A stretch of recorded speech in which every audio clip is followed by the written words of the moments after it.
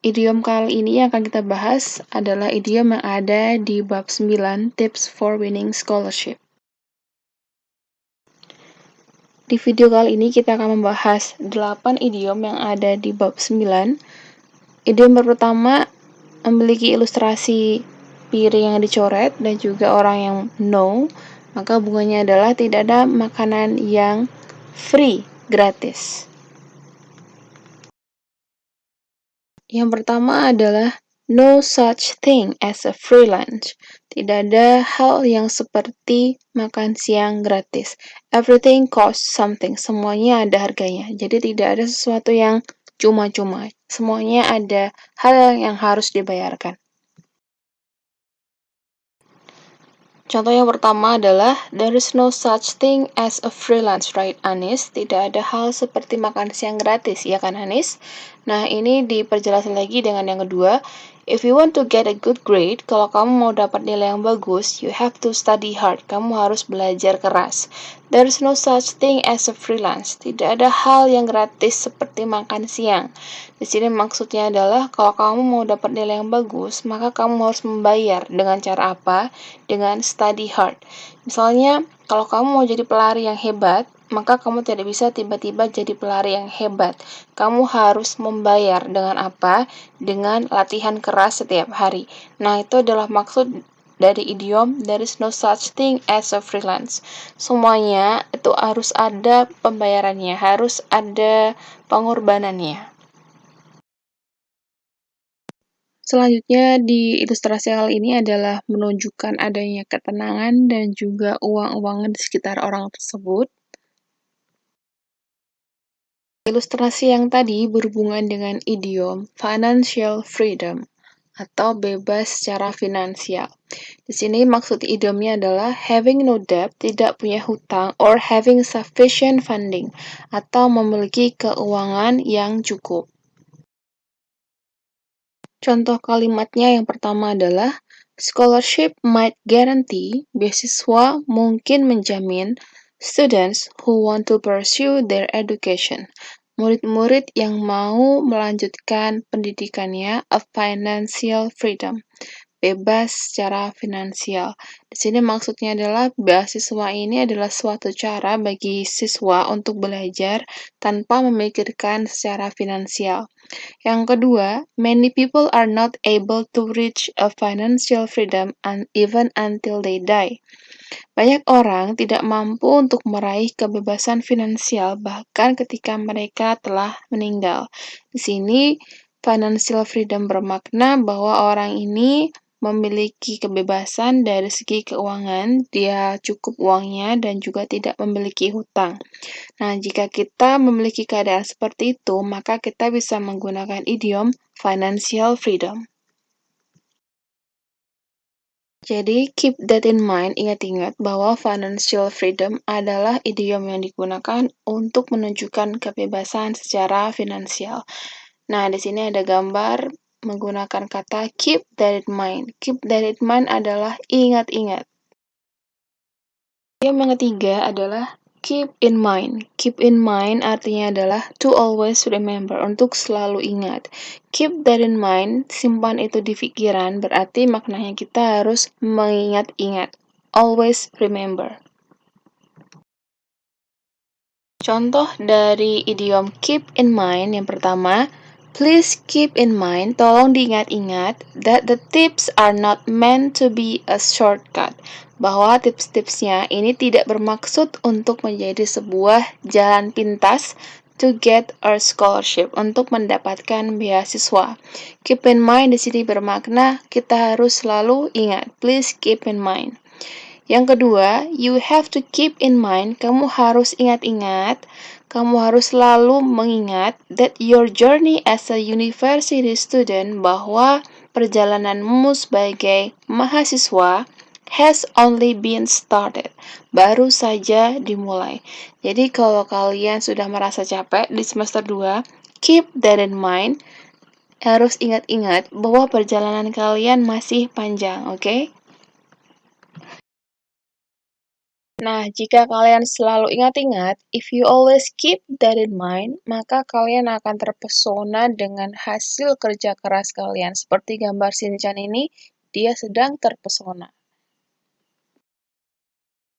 Idiom yang bisa connect sama kata-kata terpesona dan juga gambar dari Shinchan tadi, ataupun kekaguman diri kalian ketika akhirnya bisa kuliah dengan selesai nilainya bagus, maka kalian bisa pakai idiom look up, to admire. Look up bukan berarti melihat ke atas, tapi di sini maknanya adalah to admire, untuk mengagumi. Mengagumi berarti kalian terpesona. Nah, kalian kalau mengagumi sesuatu, kalian bisa pakai kata-kata look up. Contohnya adalah, I have always looked up to both of you. Saya selalu mengagumi kalian berdua.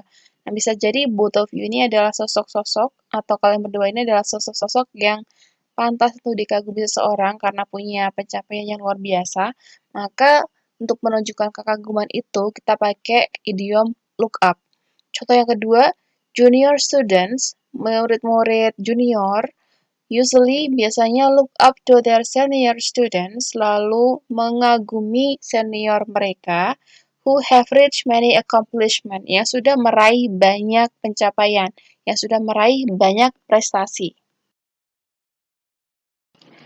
Biasanya anak-anak yang berprestasi ini biasanya berbeda, makanya dia stand out. Nah, seperti idiom yang selanjutnya, stand out. Seperti pensil warna kuning, dia berbeda dengan yang lainnya.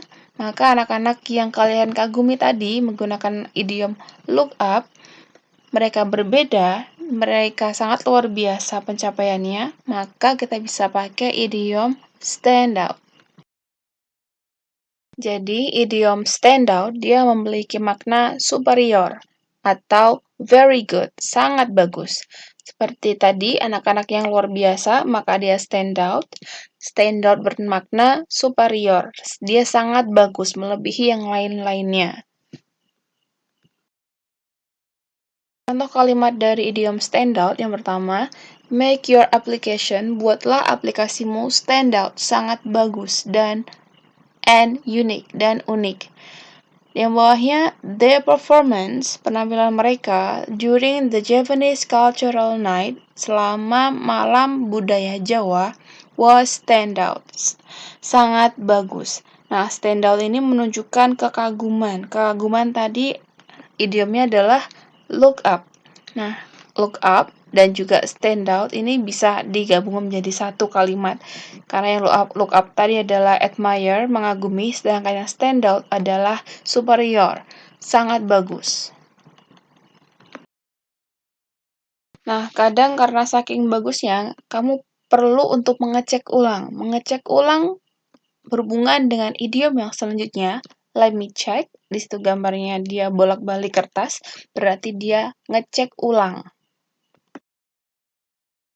Ngecek ulang dalam bahasa Inggris ada idiomnya yaitu double check.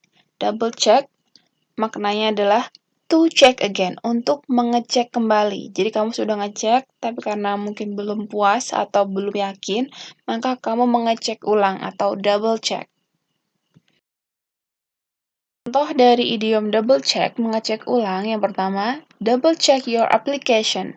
Cek ulang aplikasimu before you finally submit it, sebelum akhirnya kamu mengirimnya. Yang kedua, I have to double check. Saya harus mengecek ulang whether, jika I have packed everything or not. Jika saya telah mengepak atau mengemasi semuanya atau belum. Nah, di sini kita harus melakukan tindakan mengecek ulang jika kamu masih merasa belum yakin, seperti yang contoh yang kedua, whether I have packed everything or not. Jika saya sudah mengecek semuanya atau belum. Yang atas juga, sebelum kalian mengirim tugas atau apapun itu, sebaiknya dicek ulang atau double check. Ilustrasi kali ini membahas tentang bagaimana caranya Patrick Star mendapatkan pemikiran yang bersih. Ini berhubungan dengan idiom yang selanjutnya, yaitu clear mind. Idiom clear mind, pemikiran yang bersih atau pikiran yang bersih, Memiliki makna having a good judgment, memiliki penilaian yang bagus. Jadi, idiom clear mind memiliki makna memiliki penilaian yang bagus. Tidak condong ke A atau B, tapi netral, bagus, bijak. Contoh kalimatnya di sini ada, you need to have a clear mind.